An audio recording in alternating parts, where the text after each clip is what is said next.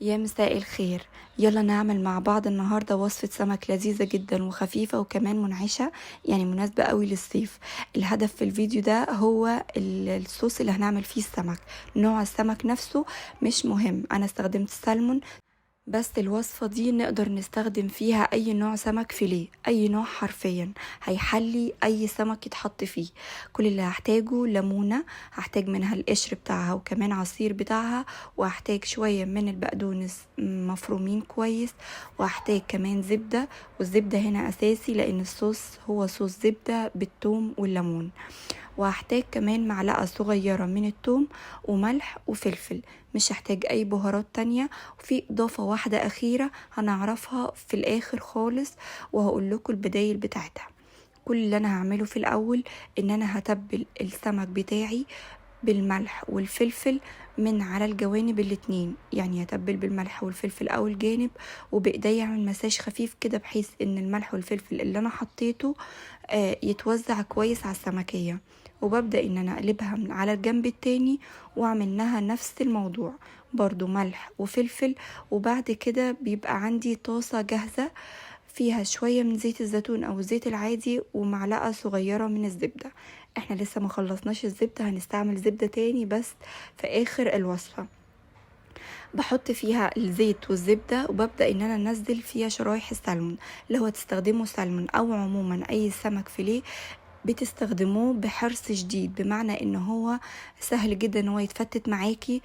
طيب لو انتي بتستخدمي سالمون، امتى تعرفي ان هو جاهز ان هو يتقلب؟ لما بتلاقي في نص السلمون من جوه كده اللون الابيض ده ظهر. بعد كده هبدأ ان انا بقلبه بحرص شديد، وبستخدم اي اداة تقدر ان هي تساعدني ان انا السلمون بتاعي ما يتفتتش، او اي سمك فيليه. يعني اي سمك فيليه معروف ان هو بيبقى حساس شوية، فبنبدأ نقلبه كويس لو احنا عايزين شكل السمك بتاعنا يبقى حلو وما يتفتتش معايا. فببدأ أقلب كل السمك اللي عندي على الجهة التانية. طبعا هي واخدة ملح وفلفل عادي خالص. أول ما بقلبه على الجهة التانية بسيبه بتاع دقيقتين 3، وببدأ ان انا اوسع كده مكان احط فيه معلقة صغيرة من الثوم. زي ما انتم شايفين ببدأ ان انا احطها وافتتها كويس، وببشر عليها بشر الليمونة بتاعتي، سواء استخدمتوا الليمون ده او الليمون المصري العادي، عادي خالص الاتنين واحد. بعد كده هحط القشر بتاعه وهعصر كمان عصيره، يعني انا عصرت نص ليمونة بس ما عصرتش ليمونة كاملة لان الليمون اللي عندي كبير.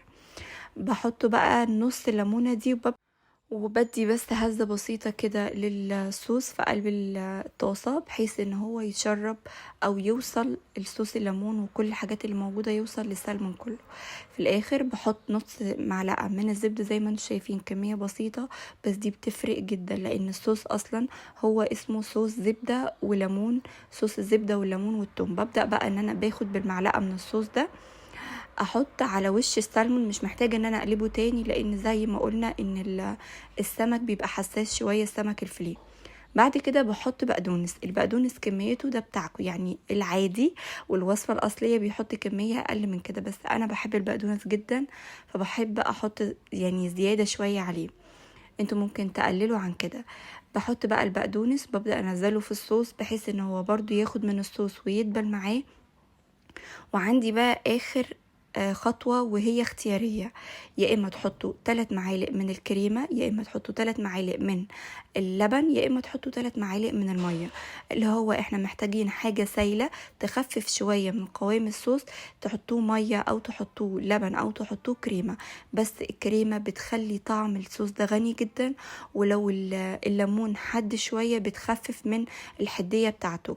كمان تقدروا تضيفوا معلقة صغيرة من العسل. كل دي حاجات ممكن تتحط على الصوص. انا اخترت الكريمة اللباني.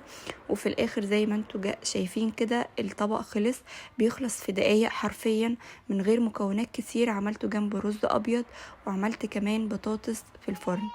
ما تنسوش بقى لو عجبكم الفيديو او وصفاتي تنزلوا تشتركوا في القناة، فعلوا اشتراكوا كمان، وتضغطوا لايك وتكتبوا لي اي كومنت باي وصفة انتوا حابين ان احنا نشاركها مع بعض الفترة الجاية. واشوفكم ان شاء الله في وصفة جديدة. مع السلامة.